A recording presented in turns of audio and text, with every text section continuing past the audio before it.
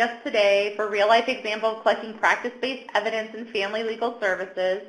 As I said, my name is Terry Deal. I'm a senior researcher at the National Council of Juvenile and Family Court Judges. And this webinar is brought to you by the Resource Center on Domestic Violence, Child Protection, and Custody. The Resource Center provides training and technical assistance to professionals seeking to improve outcomes on child protection cases that involve domestic violence. The Resource Center also provides support and consultation around custody and parenting time decision-making and safe options for victims of domestic violence and their children. You can learn more about the Resource Center at our website at www.rcdvctc.org. And again, that is the link where this webinar will be housed. So I am very excited to introduce our webinar today. This webinar is unlike any that the Resource Center has done before. It's entirely focused on data collection, data systems, and data use. As you are likely aware, our field is encouraged more and more to collect data to monitor and report on the work we do.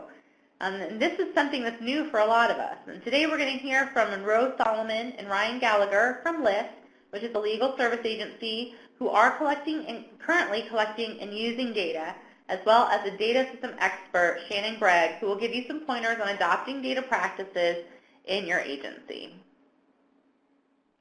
As I mentioned earlier, we definitely want to hear your questions, and we'll have a Q&A time at the end of the session.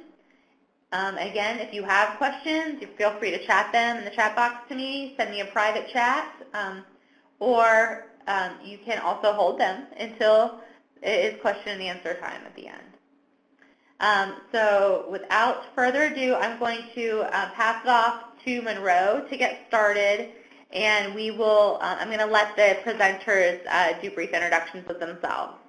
So thank you all for joining us, and again, if you do have problems or questions during the course of today's webinar, feel free to put something in the chat box or send me a private chat. Monroe? Thanks, Terry. Hi, everyone. My name is Monroe Solomon, and I'm the legal director at Legal Information for Families Today, or LIFT. We're a nonprofit organization, and we're based out of Brooklyn, New York. But as you'll hear about it, we support people with New York family law cases throughout New York City, throughout New York State, throughout the country, and even globally. I'm going to give you just a little bit of a programmatic overview of LIFT to kind of put this conversation about data into context. For over 20 years, LIFT's been working to increase access to justice for families. We do this by providing legal information and advice, community education, and compassionate guidance for all of the people that we serve. We operate programs by phone, online, inside of the family courts, and we get out into the community to meet people where they are with our services as well. We operate these programs every day, and we work also to promote system-wide reform of the courts and public agencies. Across all of our programs, we serve about 30,000 families a year, and if that number sounds incredible, I'd just like to have you consider the staggering number of pro se litigants in the New York City or in the New York family courts. Each year, there's about 620,000 filings in the New York State family courts, where about 80% of litigants are not represented by an attorney. And in many cases, litigants don't qualify for free court-appointed representation, and often they can't afford to hire a private attorney. So what this means is that families are typically carrying the burden of representing themselves as they attempt to address these matters that are really fundamental to the well-being of their children. You know, we're talking especially about cases for child custody, visitation, child support, and orders of protection in domestic violence cases. On top of that, there's a lot of other barriers facing pro ses that really compound this lack of assigned counsel for the kinds of cases we're talking about. First is the legalese, which, as we all know, really can't be avoided even in family court. Plus, legal requirements are really not intuitive for pro se litigants. On top of this, procedural rules can vary between types of cases, like service of papers, for example. For civil cases in New York, this is a requirement that's not intuitive, nor is it uniform across cases. We also hear regularly from litigants about a lack of understanding of the court orders that they get, and they don't really know how to enforce court orders and judgments at times. These barriers are really even greater for pro se litigants who live in rural areas where there's fewer pro bono resources, for litigants who have limited mobility, and for those who can't absorb the travel time and costs that are associated with dealing with these complicated family law matters.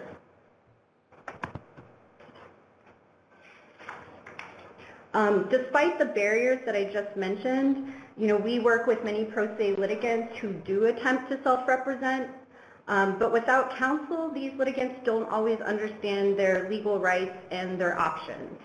And this can cause families to lose what little opportunity they might have to secure a prompt and appropriate response to their problems. And this is really where LIFT's work can make a difference.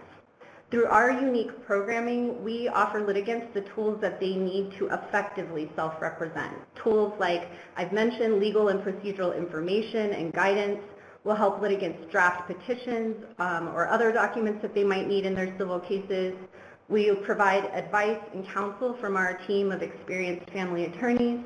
We support trial advocacy through mock trial exercises, preparation for direct and cross-examination, motions, and we provide ongoing support. So litigants know they can come back and visit us with questions for more information as their cases proceed. And we try as often as possible to make warm referrals to other service providers that we have close connections to in the city. And if you've not heard of a warm referral, it's just more than giving a phone number. It's making a direct connection with the organization that you know is going to be able to serve your client in some way. To illustrate LIFT's role in the family courts, we have a video that can illustrate how the programs can really make a difference for the families that we serve. And I believe Amber is going to take care of that.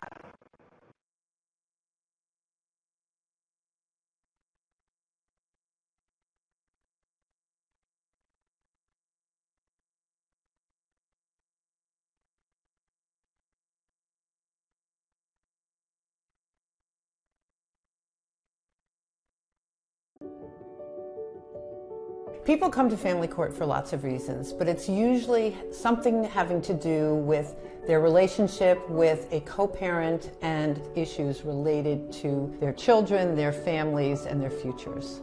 Family court is set up to be a court where litigants can represent themselves. Not all litigants do, but there are many litigants who come for issues where there are no court-appointed attorneys.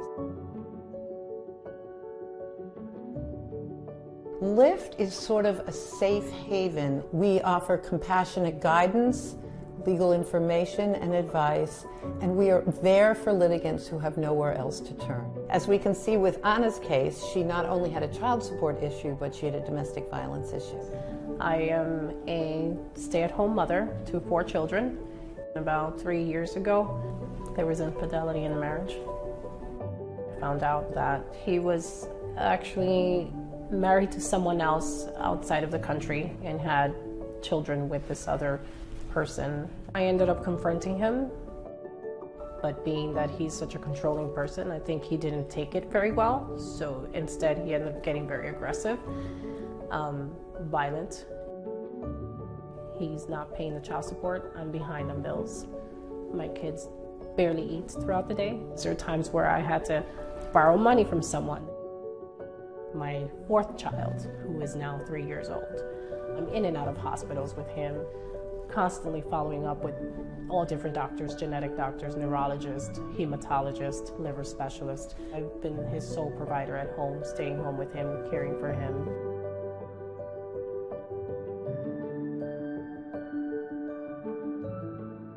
I had a mental breakdown in the courthouse.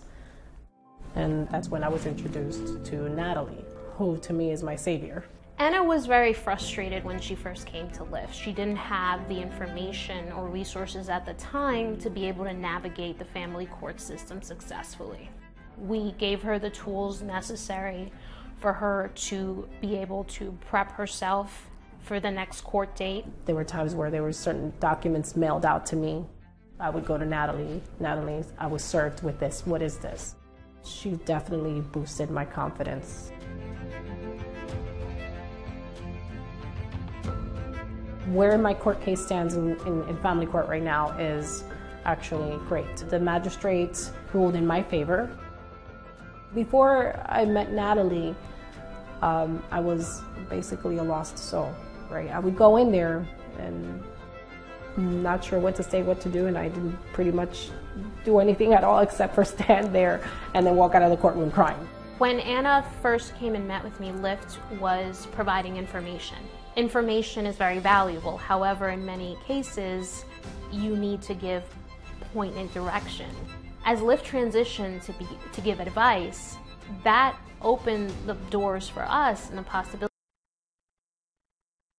for us to help these litigants and give more direction as to what their next steps should be.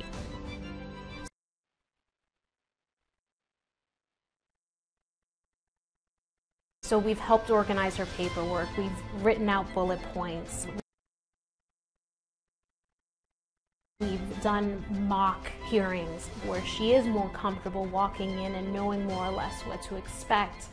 And that has been probably one of the biggest changes, the way she carries herself out in court. I was blessed. The day that I met with people from Lyft,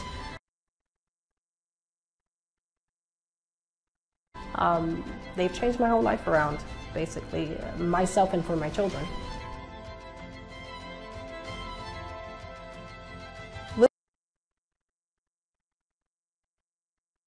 This role is crucial because there will never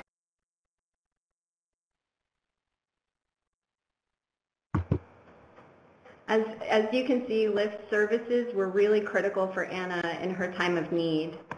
And across the board, our legal programs are dynamic and varied to meet the needs of clients like Anna. And I'd like to tell you quickly about Lyft programs, if I can. So one of our keystone programs, our Family Law Information Helpline. We answer telephone calls from people across New York State, the country, and the world, like I mentioned earlier. We just last week had a call from Kazakhstan, I think you got. And our helpline team answers questions from people about court process and procedure. They give generalized family law information and make other referrals to other Lyft programs, to services from community-based partners, you name it. And our helpline team also answers questions via live chat and by email. In addition to that, we have what we call internally education and information sites. These are present in each of the family courthouses of New York City's 5 boroughs. And at these sites, our staff and volunteers answer information-based questions, which could be as simple as how to navigate the physical courthouse, or as complex, again, as describing requirements for proof of service, let's say. And starting in 2017, our staff attorneys began providing consultations for litigants in New York City who need advice or more comprehensive support for their cases. Our staff attorneys help people complete financial disclosures. We help them draft objections and subpoenas, and we'll strategize with litigants how to best present their arguments once they're in the courtroom. We also run community education programming to bring our family law workshops, Know Your Rights presentations, and legal clinics into the community. Through our legal clinics, litigants can consult with our attorneys outside of their court-based offices. Our legal resource guides are documents that detail, at a 5th grade reading level, family law information and New York family court procedures. We have about 40 guides in 8 languages in our library of legal resource guides, and these cover discrete topic areas such as paternity, serving court papers, how to start a case in family court even. Our legal resource guides are available on our website, which is www.lyftonline.org. We distribute physical copies in the New York City Family Courts, through partner organizations, and at all of our outreach events in the community. And we also distribute them across various counties of New York State. Finally, we're piloting a virtual platform called Family Legal Connection, which will connect pro bono lawyers from New York City to families who really need that support in upstate and rural New York counties. Using this platform, a litigant can video conference and share documents with a pro bono lawyer via their phone or computer. This also gives pro bono lawyers the ability to provide meaningful face-to-face assistance for families without leaving their office or home. In summation, I'd just like to say that, in our work at LIFT, we find that legal information and advice are really necessary tools for effective self-representation in family court. And our programs are dynamic and varied to meet the needs of our clients. If you'd like more information about our unique programming model, I really want to invite you to reach out to me. My email is listed on the slide. It's msolomon@liftonline.org. If you have a New York family law related question or you know someone who does, please feel free to refer them to our free family law information helpline. The number outside of New York City is 800-696-8629. And at this time, I'd like to hand it over to Ryan Gallagher, LIFT's Director of Legal Technology. Hello, thank you, Monroe. I hope everyone can hear me okay. Welcome. Thank you for signing up for this. And even though data can be a little bit intimidating, some people think it's a little boring, but hopefully no one here does. So let's get started. What are we going to cover today? So rather than focusing on any one of our particular programs, I thought it would be helpful to talk about the process of collecting data. And I'm going to do this kind of at the basic level. I don't know what everyone's familiarity with data is or data collection. And so when I was creating this, I figured I'd start from the beginning. There is some advanced information later on in the presentation. So if you already know most of this stuff, stick around towards the end, and maybe there's some new things you can learn. But we're going to be covering how to choose what data is collected, how to implement that collection, talk about what you can do with that data, why you should be collecting data at all, and then at the end we'll go through a little case study of something that we did and where we implemented all these different steps. So first things first, I want to talk and say that there's no need to be afraid of data.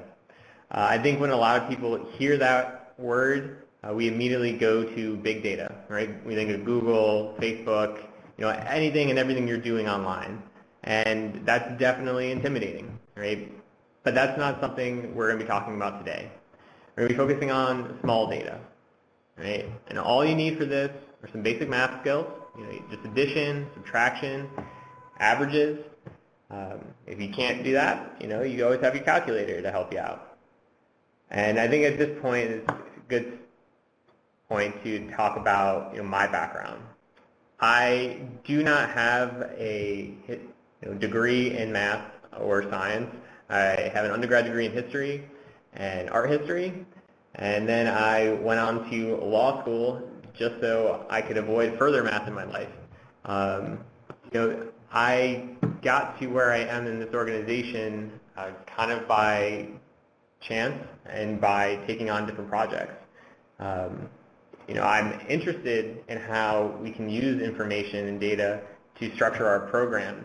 And so when I got faced with the opportunity to how can I improve my program, I taught myself those skills. And I think anybody here who is interested in this area can also teach themselves the skills that are needed to implement change, constructive change in your program.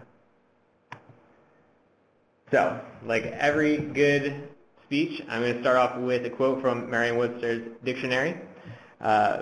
Factual information. What is data? Data is factual information used as a basis of reasoning, discussion, or calculation. And today we're not going to be talking about the calculation so much as the reasoning and discussion.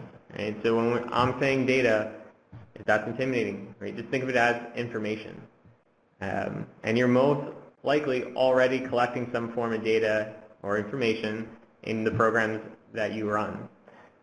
If you ask clients for their date of birth, if you ask clients for their address, if you ask them, simply what they're coming to you for help with, that is a form of data.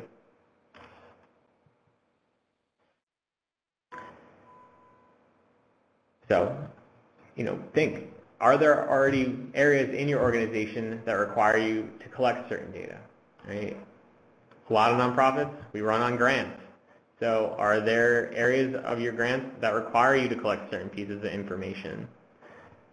Is it, whether it be income, gender, race, or ethnicity? Those are things that you can be thinking about collecting. Likewise, what about your programs? What do your programs need in order to function? For us, legal services, it's important for us to know the case type. For family law, it's important to know the relationship to the child in the case. It's important to know whether the case is active. Likewise, in addition to those two things, what's the type of information that your program would benefit from in the future? So where are your clients coming from? How are people hearing about your program? If you're not already collecting those things, those are two options to think about starting to collect into the future.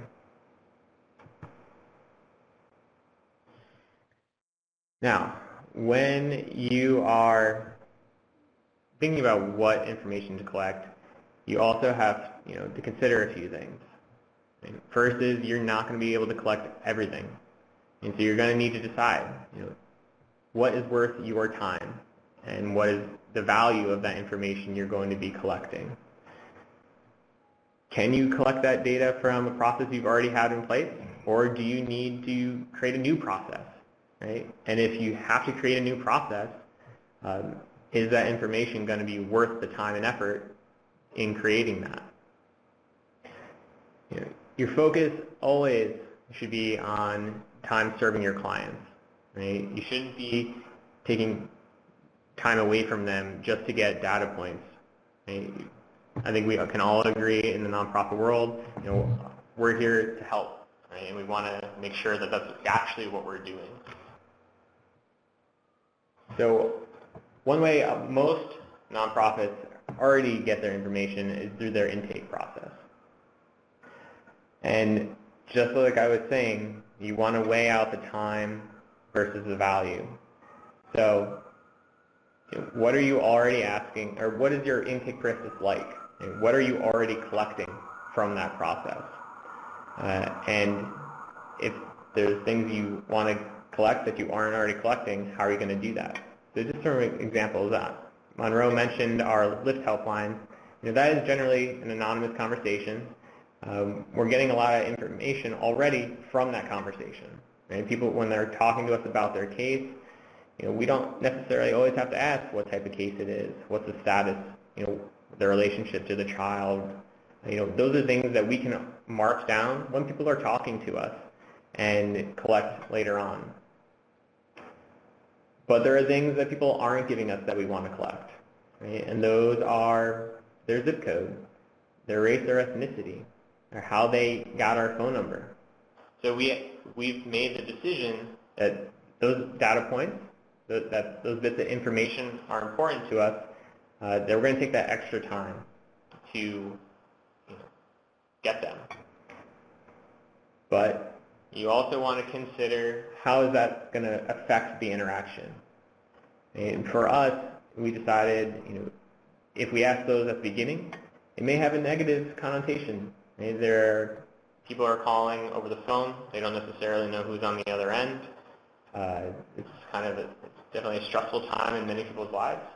And so asking at the front, what race or ethnicity you identify with, may throw people off and make them feel uncomfortable. So we decided, ask that at the end. And if they want to give that to us, they can. But that way the conversation and, their view of us doesn't change. All right. So the important thing about collecting data is to keep that data. And so record. Have a standardized method of recording your information, whatever it is. make sure you write it down, and you have a way that everybody does it the same. Right? As far as the types of ways you can do that, well, you can do it by paper, you do it on a Word doc, an Excel file, or a more advanced database system. And I just want to touch on the pros and cons from them. No paper. Pro is you can take it wherever you want. Everybody has access to paper, and making a copy, it pretty costs next to nothing in order to do it. But the con is that it's easily lost, right? And once it's gone, it's gone. There's no backup. Word doc, pro is people are familiar with it. Likewise, you can copy and paste. There is a saved file for it. Cons being, though, that there's no kind of calculation aspect to Word documents. So you're collecting it, but then you have to export that information into either a calculator or an Excel file or some other system in order to kind of run calculations on the information that you've already gotten. So that's why Excel, as far as free, almost free on most computers, is generally a better option for a lot of people and organizations. It's a database system, very kind of simple. You have your columns and your rows. You can mark out different data points, and it has tools available in it for you to graph, for you to calculate. It's saved online, and you have it backed up. I guess some of the cons there. So someone pointed out you can also scan as a document. That's true for copies. I want to point that out. But as far as Excel goes, cons being, generally you have one folder. You may be able to share it, but everything kind of goes back to that one drive, and which is where kind of database systems like Salesforce and LegalServer come in, where it's kind of stored in the cloud. Everyone can input their information. It goes into a bigger file. You can generally run calculations on it. You keep it up in real time. The big con being funding, right? And we're all aware of that, depending on the nonprofit. That funding is always an issue. So as far as how do you record your separate data points? It always comes kind of down to what I think of as multiple choice versus essay. Right? And then if you're writing an essay for an intake, right, you have a lot of information all at once, and it's very useful when you go back and read that. You get a quick synopsis. However, if you're going in there and looking for a specific point, if you're going in there and trying to find out when did the case start, you're going to have to read through a lot, right? And then that's no different for a computer. If you're inputting a lot of information into an Excel file, in an Excel cell box, it's hard for the computer to kind of pull out any individual point, right? And that's why if you can, multiple choices that break it down, right, individual answers are a little bit better. But when you are using those individual answers, it's important to give the least opportunity for the person filling out the form to create an error. So, why is it important to do that? Well, as an example, when we were creating our form for our parenting classes, we wanted to track the location of the classes, and they were in multiple places. So we told our interns, well, only write in Bronx, Brooklyn, or Queens. Even though we told them 3 choices, and they're pretty simple. When running the reports, we got a variety of different things. We have Brooklyn with a capital B, Brooklyn with a lowercase b. We got Brooklyn, BK, Brooklyn, and each individual spelling error created a different outcome in Excel. And here's another example, and I'm going to show you, what it looks like in Excel. But when we ask people, where they came from, how they heard about Lyft, one of the ways people often refer to us are from the Legal Aid Society. Well, when we give people the opportunity to write that in freehand, this is what happens. Hopefully everyone can see. You might have to zoom in. But you'll see here that we have either from Bronx Legal Aid, we have the Legal Aid Clinic, we have Legal Aid Society, and Legal Aid staff. And that's just what's hit on the screen. There's also Manhattan Legal Aid and Queens Legal Aid. And each one creates its own data point. Ideally, Legal Aid Society would have them all, but it doesn't. I'll get rid of that pointer. So, beyond just sustaining programs and meeting grant requirements, why bother collecting it at all? Well, it can help you manage your resources. And some examples that I'm going to show you that we use are collecting people's zip codes and asking them how they heard about our program. So keeping on with how people heard about our program, rather than allowing everyone to just write in their own answer, we did choose to go with a drop-down menu. And we limited the choices for the consistency of their reporting.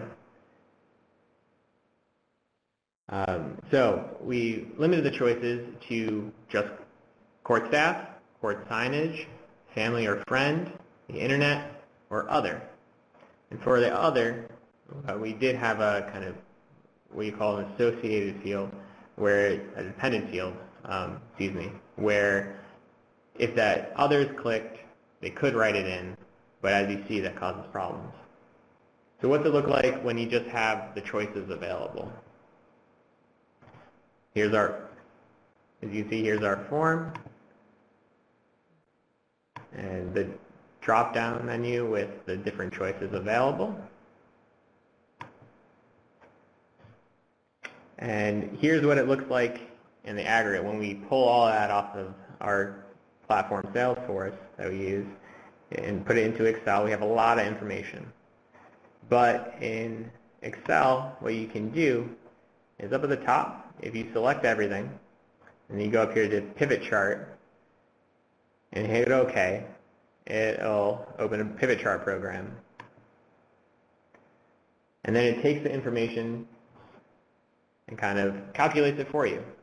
So we can choose to just look at the number of program forms and categorize it by how they heard about Lyft. And we can see the different ways and easily plot the percentages of how people came to our program. So, information like that is useful for a yearly review. However, it's important to kind of reevaluate more than just annually for certain things. And one of them, for us at least, is how people heard about us. So going back into Excel, we use that same information, but we're going to group it by month rather than looking at the total. And I'm just going to show you how to do this. I know this is a lot, looks confusing, and it looks confusing because it is confusing. But in this pivot chart, you have all your answers. And we've also introduced the new field of date created. Well, if we right-click on the date column and hit group, then it automatically groups it by month for us. And we can see change over time throughout the year.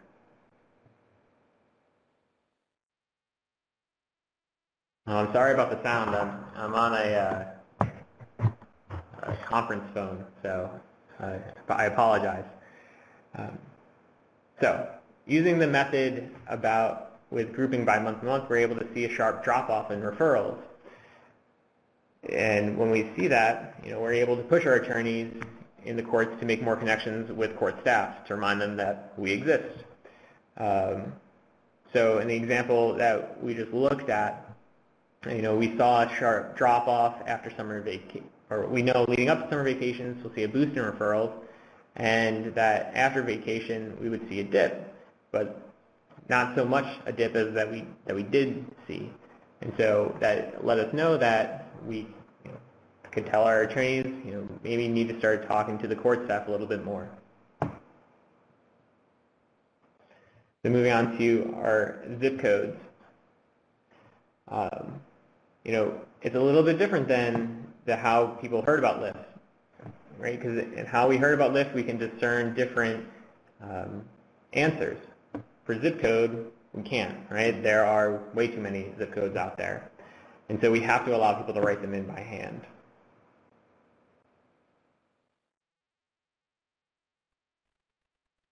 And as far as what we can do with the information, it's a great way to map out where the population is.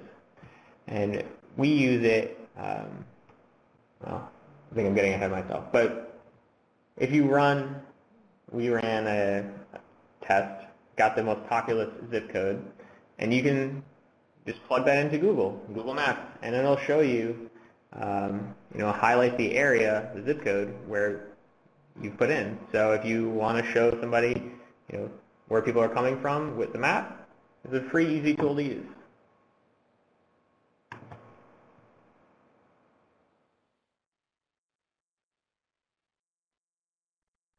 So even if you're not familiar with technology or programming, basic Excel skills can provide greater insight. Like we did earlier with exporting our information from Salesforce, we can do that with zip codes again.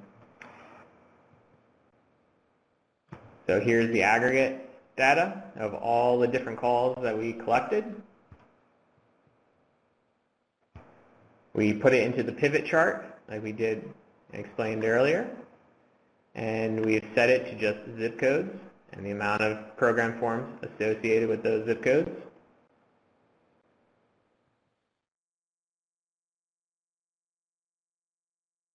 And here's where it gets a little complicated. And I don't want to scare anyone away. I want to just say, everything I'm about to go over, I taught myself by going onto YouTube. So I'm going to give you some basics. This is a little bit more advanced. If it sounds like something you can use, you can definitely find information about it on YouTube. So I'm going to go back one side. I take the information, I copy this zip code information, and I have a blank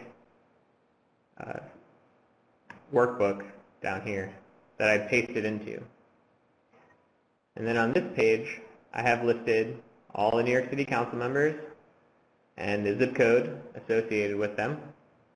And what happens is this cell, where it says 8, is pulling that information from the first page. And it's doing that by a formula. You can see the formula up here.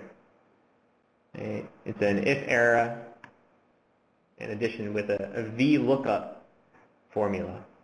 So it's telling the computer, check D2, this number, and cross-reference it with column 2 and column 1 in this one, workbook down here, and report back what's in column 2.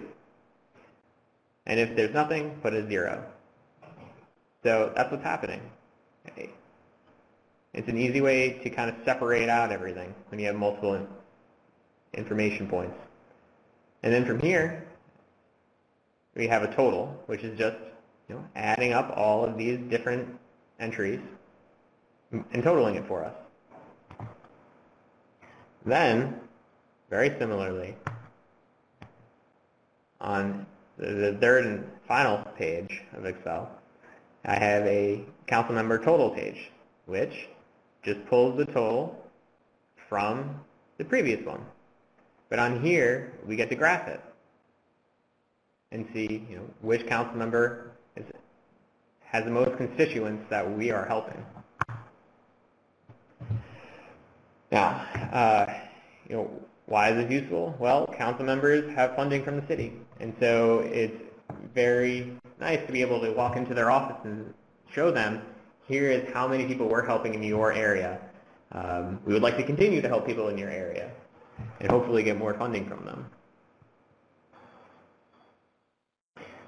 So, and at this point, I'm going to switch over, and I know I'm running out of time, but it'll be real quick.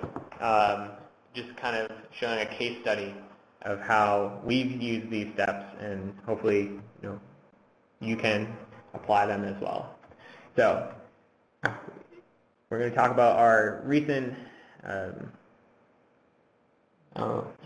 survey that we've implemented and why we did that. So, like Monroe was saying at the beginning, one of the challenges that we face as an organization is that we only provide information and brief consultations. We don't provide representation.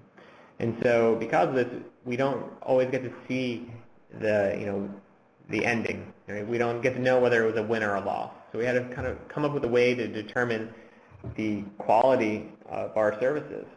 And we decided to do a survey in order to figure that out. So what did we have to do in order to get that survey to be a reality? Well, we had to determine what the survey was meant to capture. Right? We had to figure out what data points we wanted to collect. We had to come up with questions to be used in the survey, meaning we had to consider implementation, right? How we were going to collect that information.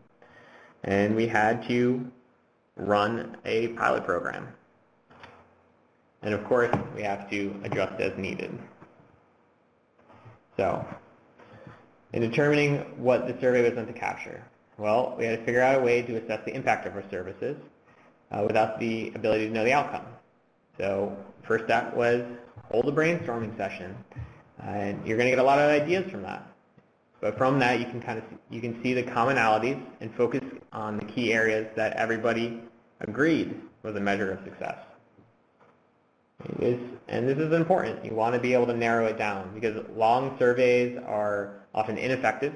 Right? People are less likely to complete them, or if they do complete them, they're probably not going to be completing them honestly. I mean, just think about your own experience. Right? How often have you gotten a survey that you started, was way too long, and you just clicked A all the way through? So for us, some of the areas that we agreed on were how are we doing with preparing court documents? Are clients walking away with more knowledge? And did they feel prepared to handle the case?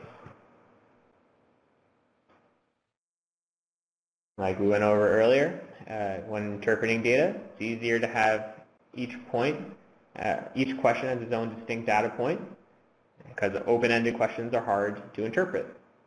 Okay? So we narrowed it down, and we decided we're going to use a scale system. And, have the answer either 1, I hate them, or 5, I love, in relation to how people feel about cookies. The questions need to be direct and to the point. We need to word them in a way that was easily understandable for all our clients because they all have different educational levels. It's something to keep in mind. Since we knew that there would be a before and an after survey, we needed to ensure that there was consistency in the before and after questions. And here's what we ended up with for our pilot.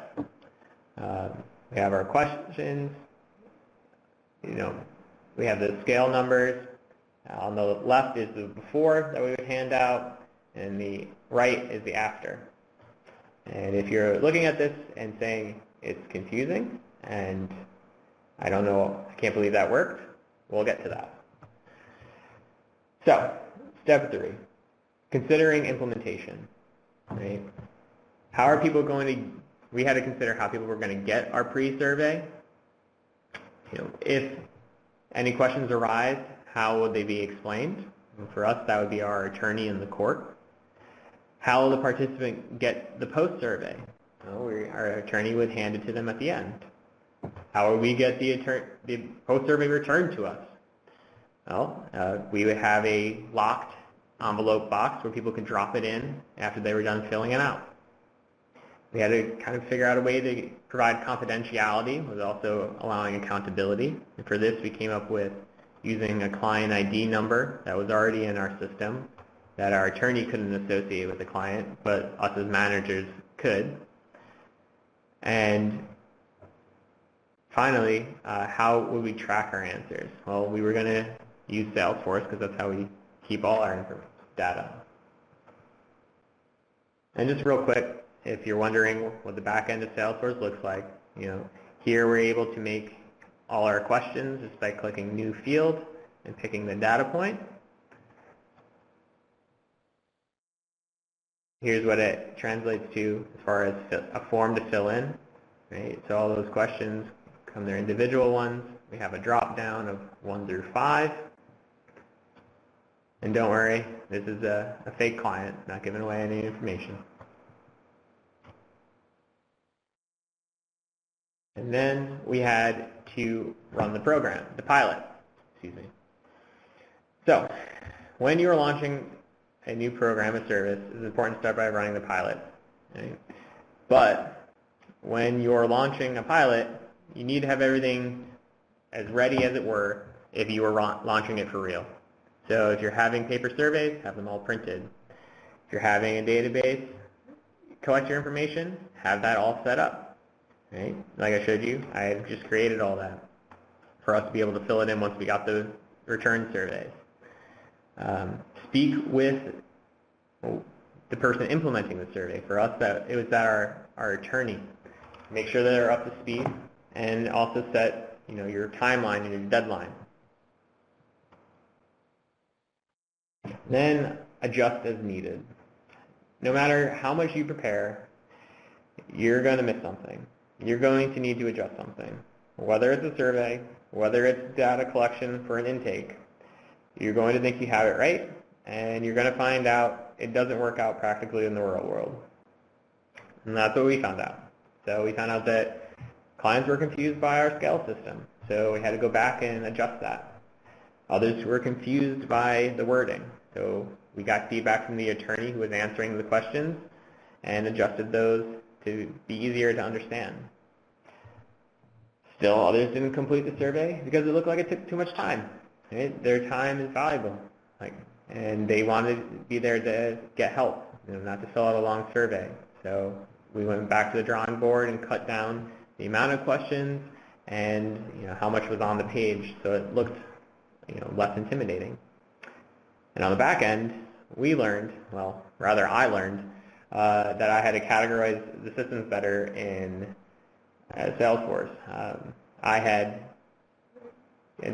put the questions as 1A versus 1B, going alphabetically in my mind, and not realizing that A and B also is the opposite of before and after.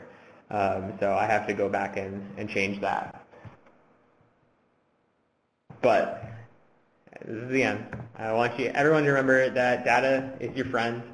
There's no reason to be afraid of it. You're probably already collecting data, information, right, in your programs. If you want to try and figure out how you can be doing this, on a little bit more advanced level, remember, I taught myself. You can teach yourself. There's so many tools out there. And I'm honest in when I say I've learned everything through YouTube. Lastly, if you have any questions, please feel free to reach out to me, Ryan Gallagher. My email is rgallagher@liftonline.org. Thank you.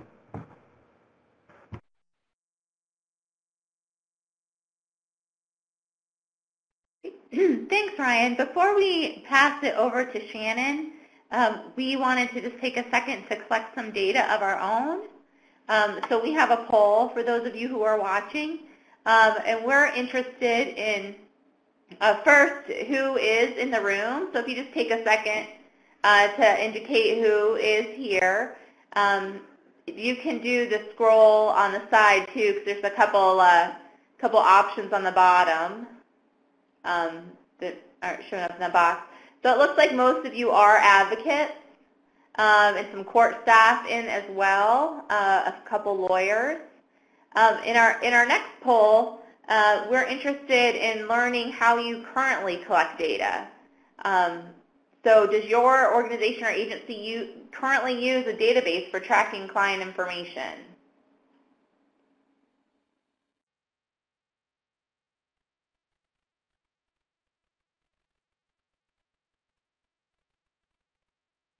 Awesome. So the researcher in me is very happy. It looks like most people do.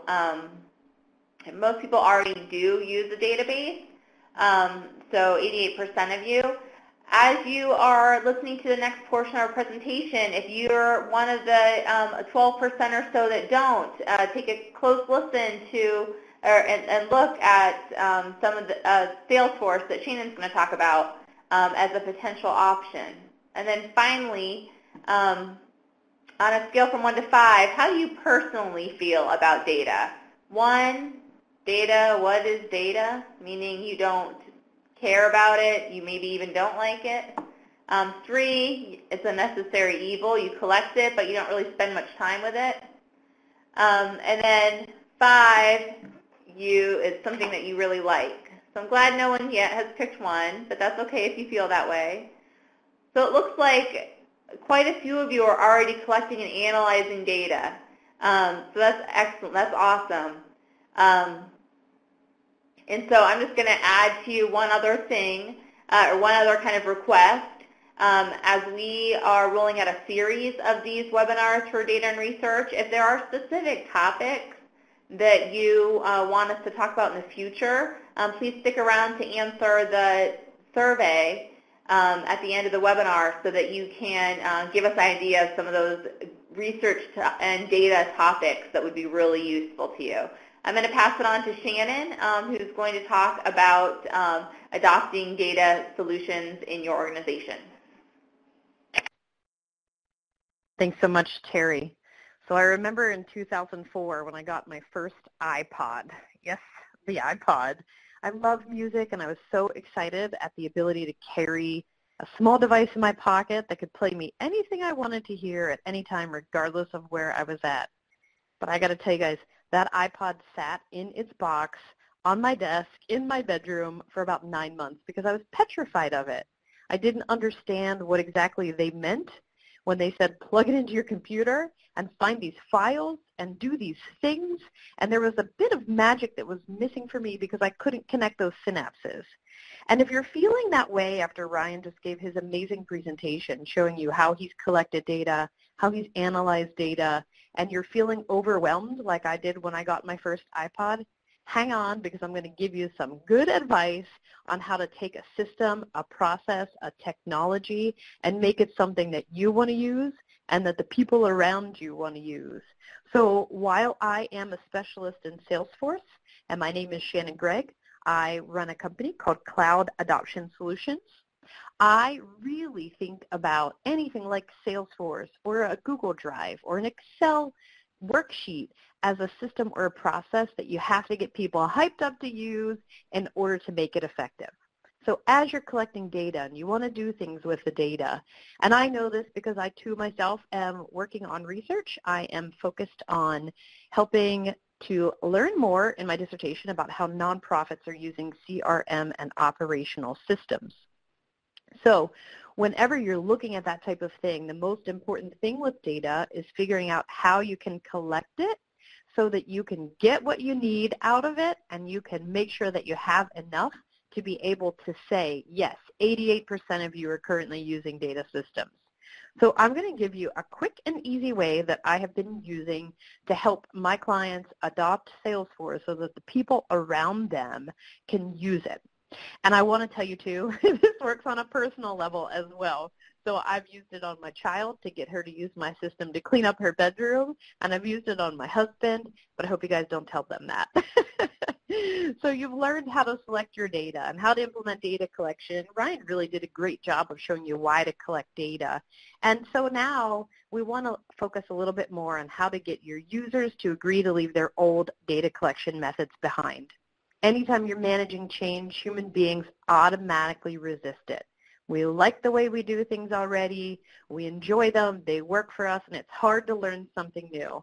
So you think back on that iPod that I had. I wanted to use it. I was already convinced the results were going to be spectacular for me, but I could not get myself around that change management curve. So I'm going to give you a few quick methods so that you can understand how to do that. The first thing that you should do is understand if your technology really is working to drive your bottom line results. And your results for you could be your data collection. It could be understanding what information you need to give back to your key and primary stakeholders.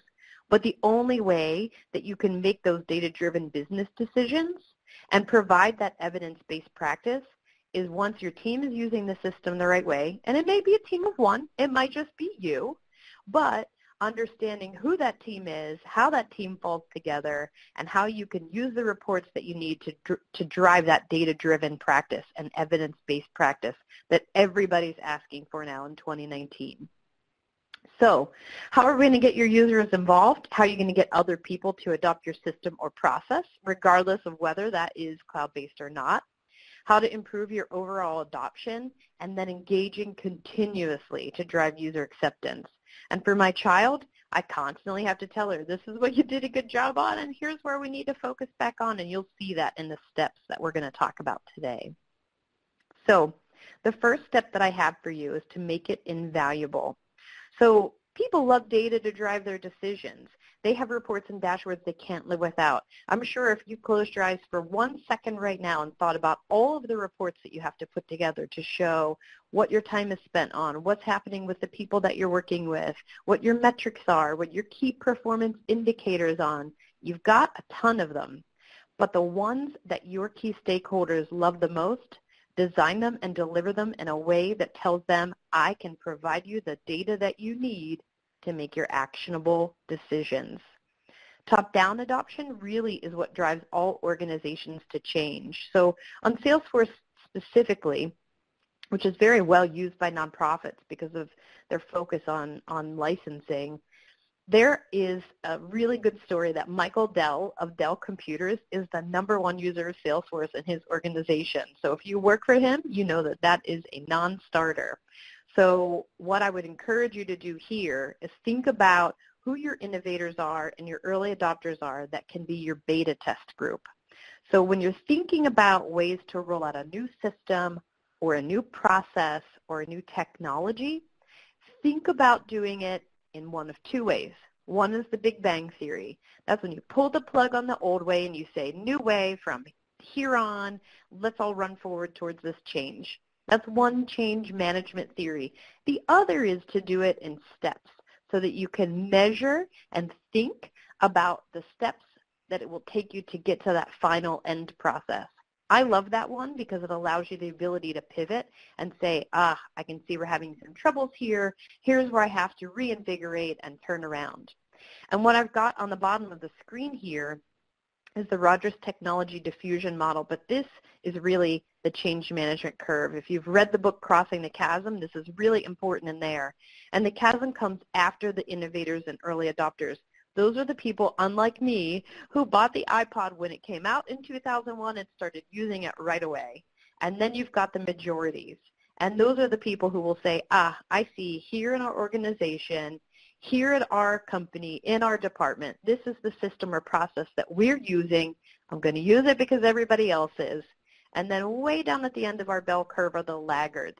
And these laggards, these are the people that are going to have such a hard time with change that you definitely do not want to bring them into your beta test group. You want to make this irresistible. So you want to make it so that if they're not using your system or your process or your technology, they feel like they're missing out on something. So I think all the time about the WISM. That's what's in it for me. And as humans, that's the question we're always going to ask. Okay, you want me to do something different? What's in it for me? What am I going to gain back out of this? For some of your stakeholders, that may be that they'll get data-driven reports earlier. They'll be able to make their knowledge-based, evidence-based practice decisions earlier. And as you think through that and how it varies by role, you'll be able to pitch this in a way that tells them, aha, I see why you want me to change and I feel motivated to do that. And you have to constantly be innovating to think about new ways that you can use your new system. So that may be in meetings, that may be in integrations with other systems you already have. It might be in meeting preparation. But as you're doing that, you want to think about how you can train all of your users in different methods. So when you think about adults, you hear a lot about adult learning styles. Some people are visual learners, some are auditory learners, some are kinesthetic learners. And so when you're launching something new, you want to think about all three of them. So you've got some people like Ryan who can sit down in front of YouTube and say, I'm going to figure this out myself. And you've got some people that say, if you don't show me, I'll never figure it out. And you know those people. You probably already in your mind right now are saying, I know exactly who the person is. If I don't hold their hand and take them through, they'll never get it without me. So think through that whenever you're training them in various methods. The other thing I really want to tell you is even if you create a process or a standard operating procedure, it's never going to be static. As things change, as technology changes or your system or your process responds to the way that you're collecting your data and using that data, you're going to have to change it. So think of it as an iterative process or a feedback loop that just keeps traveling that figure eight. It's never going to close down. So make sure you keep those things fresh and up to date and don't feel overwhelmed by the change. Those small changes will help you to keep on point with your data and get tighter and tighter about your delivery. And then keep testing your user base, and that can be informal by just saying, hey, how's it going? Are you enjoying the new way that we're doing this? The court survey that Ryan showed is a great example. As you're rolling that out, you can ask people, how did you feel taking that? How were you pleased with the results of the data that we got? And that will give you informally a way to figure out, I can understand what people are dealing with. Or you can do formal research on it. Did you like the way that we're collecting data now? Do you prefer electronic over paper surveys? And that will tell you what type of training and encouragement you're going to have to provide. The next thing is make it fun. You guys, we have to spend more time at work than we do with our friends and family at nights and on the weekends. And so anytime you can inject a little bit of fun and your own personality, you should do so. So think about when you're launching a new system or process or procedure and promote it just like you would any other new product or program or subject. Make sure that you have a kickoff. If you like to use hashtags inside of your environment, if that's something you do with your emails or with your internal communication system, come up with one that makes sense. Have an executive sponsor. Make sure that you've got somebody up there who's really invested and involved. And I love Six Sigma visual management concepts. If you aren't into Six Sigma, no sweat. Here's the thing about it. You've seen those signs that say, we've gone 55 days without an accident. That's all I'm talking about here. So think of ways that you can make the system fun. You know, we have 60% of people who are using our system now. 80% of our people are using our system now. When we reach 100%, we'll have a pizza party or an ice cream social. And any way you can make that visible, people love to see those things move. So you can do that throughout your physical workplaces. Or if you are using Salesforce already, they've got chatter groups that make it super fun for you to collaborate and keep things really fun and visual for everybody. And then I just want to encourage you to be pervasive. There is some research that says it takes 21 days to establish a new habit. By that sort of math, since it's January 17th, I think people are probably still running to the gym because their New Year's resolution said, I'm going to get in shape. By the 21st, if people haven't already established a gym habit, they're going to fall off. So one live training is never, ever, ever enough. People only take away 10% of what they learn. So make sure that you are pervasive about the training that you're providing them and the encouragement and getting them to pick up this new process or strategy or technology. I've got a resource for you that just goes back over this same exact adopt system that I just talked about and those 5 steps. I will also put it onto the materials. But the thing that I want you to just keep in mind is it is not a linear process. It looks linear here, but it has to constantly be reinvigorated and reevaluated. But this won't become your only job. You're going to keep it fun. You're going to find out that once you start to automate these types of systems and the ability to get, glean, and evaluate data becomes more innate and natural to your organization, you're going to find more time to do the things that you actually want to do is focus on your mission. And that will be so empowering and exciting. And I really hope that that works out for all of you. I have my contact information here. I encourage you to reach out to me. I'm happy to talk to anybody who's got some questions on this sort of thing, who wants to hear more additional case studies on how you can use it. You can reach me via that email address, or feel free to add me on LinkedIn or follow me on Twitter, where I share loads of resources on how to get people to adopt system and process and technology that they may not necessarily want to do. So I'm going to stop there. I really want to thank the NCJ FCAJ for having us on today.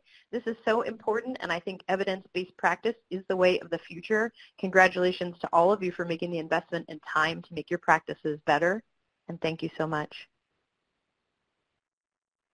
Great. Thank you, Shannon, so much for that. Now we're going to move to the question-answer portion of our webinar today. So I'll open the line. If you want to raise your hand, if you have a question, you can type it in chat. I did receive a couple questions while you guys were talking, so I'll start with those, and then if other folks in the audience have them, they can jump in. Ryan, there was a question in the chat about how successful are you with finding clients months later? And so instead of surveying or collecting information from clients after you talk with them. Yeah, I mean, so I guess, Monroe, if you want to talk about that. Well, so we actually only collect identifying information or contact information for litigants that we serve through our advice and counsel programs. So it's a pretty, you might not expect it, but it's about 1,000 people a year. So out of our 30,000 served, it's a rather small portion of our overall services. I can't answer the question without talking about some of the complications that exist. So, we might have a telephone number on hand for someone who has, life circumstances come up, telephone numbers get changed frequently with the population that we work with. So if we collect an email address, phone number, and an address, and are unable to contact them going forward, we close their file in Salesforce until they come back and visit us for services. One of the other complications for that is less a complication and more kind of a compliment for us, in that almost all of our follow-up services are initiated by the litigant. We don't proactively call them. We really respect the self-represented nature of what they're doing, and we are here to support them in that. So I hope that answers the question. Yeah, and then just one more point on that. The difficulty that we had with talking with our having follow-ups with our clients was one of the reasons that we started the survey, because we don't have a follow-up a majority of the time, and so we wanted to kind of capture that before they left. Right? So we initiated the survey.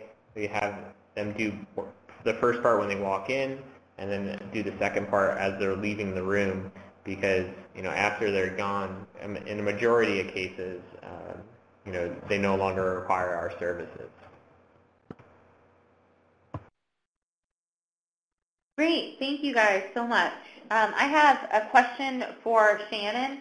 Before I get to that question, Shannon, do you want to talk briefly about the material that you uploaded into the material pod? Oh, thanks, Terry. Hey, everybody, I stuck over for you under the material section, which is under the public chat, a book called Sales Tech User Adoption. Again, you can use that for technology or a process or any sort of system that you want to use. It's over there for you. It's a PDF, and it runs over everything I discussed today. Awesome. Thank you. My question for Shannon, if your agency already collects data, what is one step they can take towards being better users of the data that they collect? Oh, that's a great question. That's an awesome question. So if you're already collecting data, yay, that's amazing. One of the things I would tell you about being better users of the data is start to figure out where that data is going. So if you think of it like a visual map from left to right, and in your little Visio, step one is collect the data, what happens next? So who is using the data, who's interested in the data, and how often do they want the data?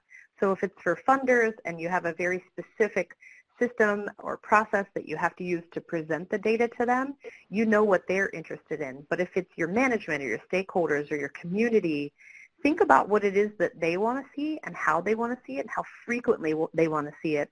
And that will help you decide if you have to adjust which data you're collecting. Great, thank you. Another question for the LIFT team. Ryan, you talked a little bit about what you learned from the process of surveying. We have some viewers who are wondering if you learned anything about your practices already through your pilot survey.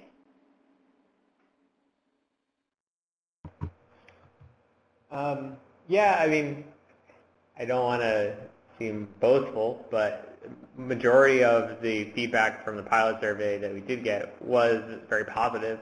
And so we knew we were hopefully on the right track for the people that filled it out. But, I think one of the points that was touched on by Shannon was, how much data do you have to collect before you can really use it effectively? And so because of the amount that we got, it's not something that we want to rely on entirely. We only got a return of, I think, 6 surveys. So we still have a lot to go through just to ensure that it actually is the case that we're doing a good job. Well, thank you very much. That's all the questions that we have for today. All the presenters' email addresses are in their slides. And again, the slides are available for download in the material pod. And they will be on the Resource Center's website, or this presentation will be. So I really encourage you to please reach out to any of the presenters for further questions. And as I mentioned, I believe Amber is going to be posting a link to a survey. We're really interested in growing this portion, this webinar series on data and research. So I really would appreciate if you could fill out the survey and please indicate topics that would be of interest to you. Or if you are an agency currently using data, and you want to share that with the field, let's talk, let me know, and we can certainly find a way for that to happen as well.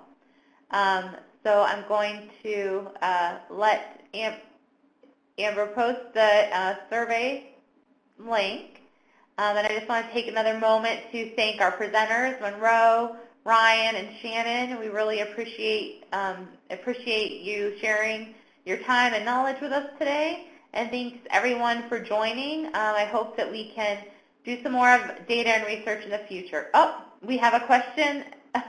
We do have a question. Megan is asking, what do you do if you want to motivate staff to do data collection, but your job does not allow you a way to motivate people to do that? Shannon, this sounds like a perfect question for you. Megan, I love this question. I promise I don't know Megan, but I would have loved to have planted this question. It's a really good one.